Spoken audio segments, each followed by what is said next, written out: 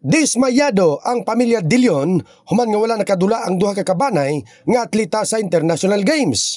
Sumala kay Jane De Leon, nakaabot na sa Batang Pinoy 2019 ang iyang duha ka mga bata og apil sa team nga nagkampiyon sa Pilipinas Sipak Takraw League kanadtong Hunyo sa Tagaytay. Nakaparehistro sila og nakapasa og mga rekwisitos kaniadtong Oktubre. Apan sa katapusan sa Nobyembre, gisultihan sila sa usa ka coach sa Takraw nga dili na sila maapil sa padula sa BIMP. Dili lang kay ang ako ang duha ka bata mauning na agrabyado, ang tibuok team jud nga wala nakaapil, mao jud toy sakit sa buot nila hantud karon sir, wala pa gyud sila na ka-move on ba. Wala pa nahil lang mga unsay gibati nila jud. Gidugang ni De Leon nga andamon ta sila nga mangitag personal nga allowance kung sayo nga nasultihan nga kulang ang pundo. O sa unsang rason, nagatag usab og pagpaklaro ang nabalik nga labaw sa City Sports sa interview sa programa nga Tira Brigada. Sumala ni Manalo nga wala gayod nakaabot ang pipila ka atleta gumikan sa pinakalit nga mga schedule sa padula. Mao nga ang nadala sa Batang Pinoy na nga naa ng daan sa Palawan, mao'y gipadula. Ikababalik ko lang po. So rest assured na next year, and we apologize sa mga players na naapektuhan